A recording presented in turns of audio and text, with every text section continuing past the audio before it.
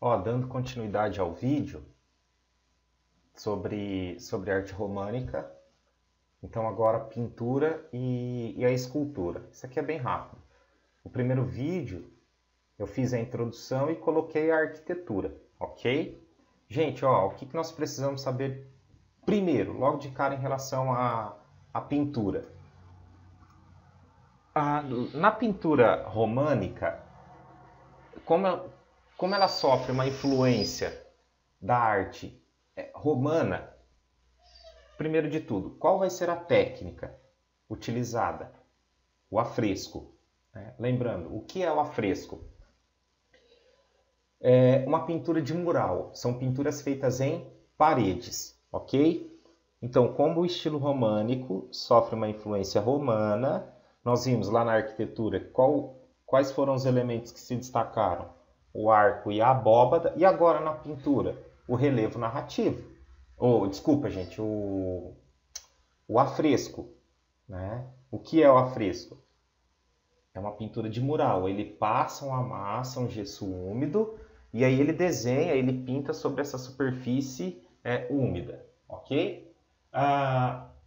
Onde foram encontradas estas pinturas, estes murais? Dentro das igrejas, né? Nos corredores, no altar, certo? Então você vai encontrar essa igreja inserida aí nessa arquitetura religiosa.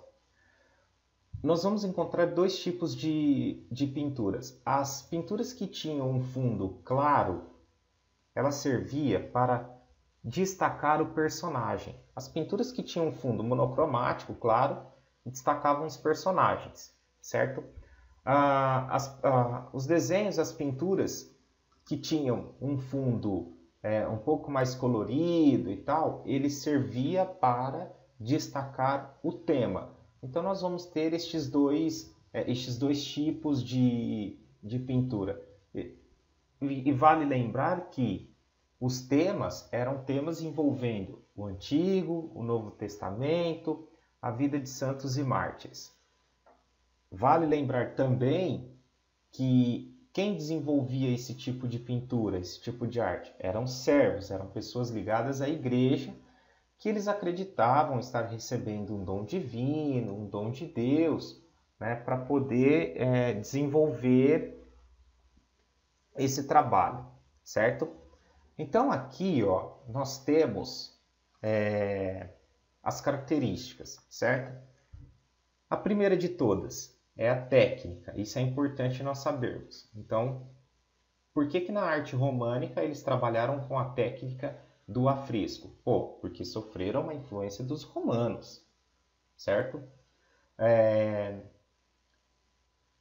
Pinturas de murais. O que são pinturas de murais? São pinturas feitas em paredes, né? Usando ali esta técnica.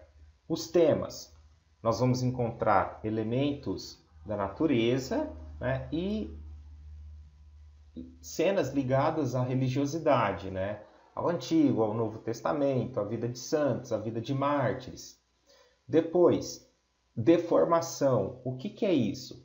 Como esses artistas eles não tinham autonomia, eles tinham que desenvolver, eles tinham que fazer aquilo que era determinado pela igreja, então você vai encontrar uma pintura que ela vai sofrer algumas deformações. Né? Ela não é perfeita, ela não é exata. O colorismo, o que é isso? Você vai ter uma pintura muito bem trabalhada, muito bem decorada, muito bem valorizada, certo? As cores sempre muito valorizadas por parte desse artista. E de uma forma chapada. Na verdade, não é só a cor chapada, é o desenho chapado. O que é um desenho, uma pintura chapada? É um trabalho bidimensional. Ele não tem perspectiva, ele não tem efeito de luz e sombra, ele não tem profundidade. Porque essa ideia de perspectiva, essa ideia de profundidade, isso só vai surgir ali no finalzinho da pintura gótica, com a transição para o Renascimento.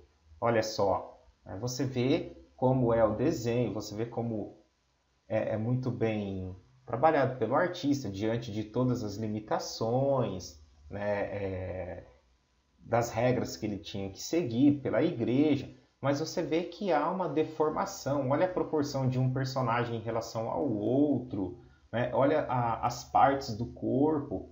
Um outro detalhe importante, na arte românica, esses artistas, eles valorizavam muito bem a linha que marcava o contorno do desenho.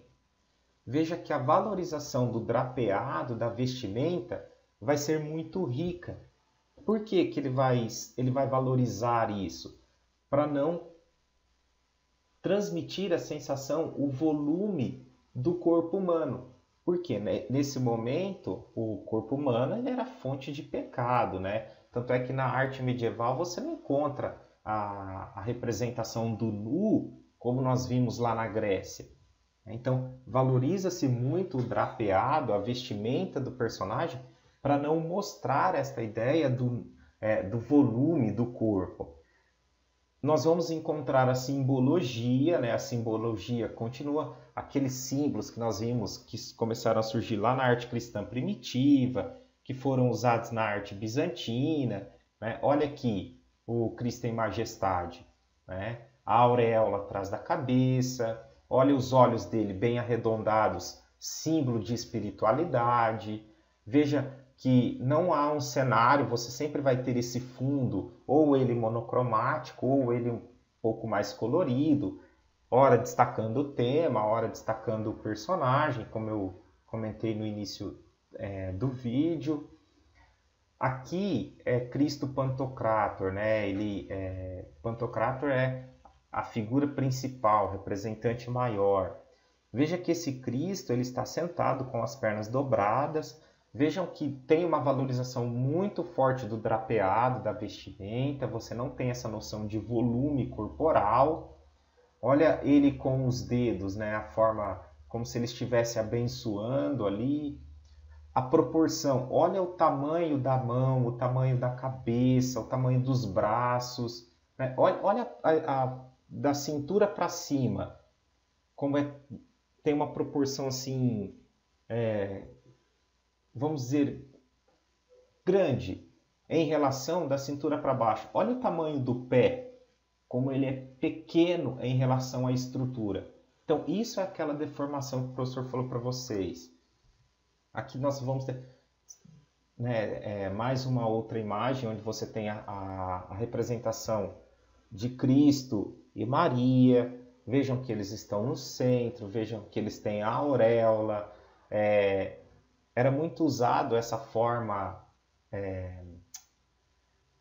os personagens eles eram muito enquadrados dentro dessa forma elíptica, aí, vamos dizer assim, né? meio oval.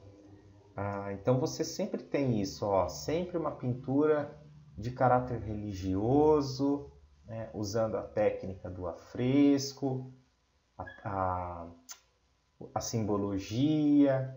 Olha o fundo, né? No caso monocromático, ora um fundo colorido. Vejam, sempre muito desproporcional, ok? Ó, olha esse fundo aqui, ó. Deus Pai como arquiteto, olha o fundo, né? Olha como ele é totalmente desproporcional, certo? Nós vamos encontrar também as iluminuras, que eram os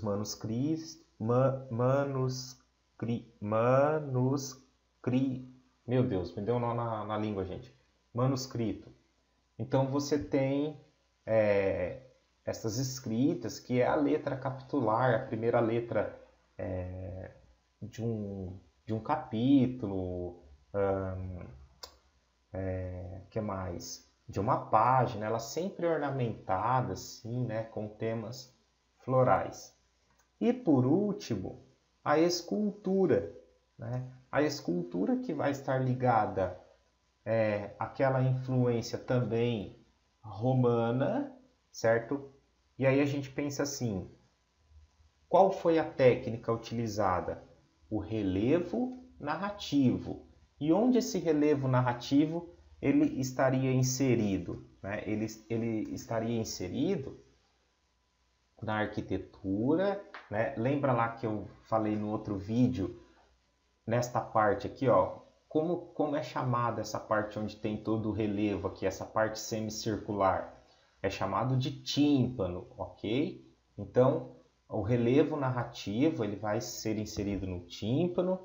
Aqui eu tenho o juízo final. Quem é a figura central? A figura do meio, maior, numa proporção maior? É a figura de Cristo, né?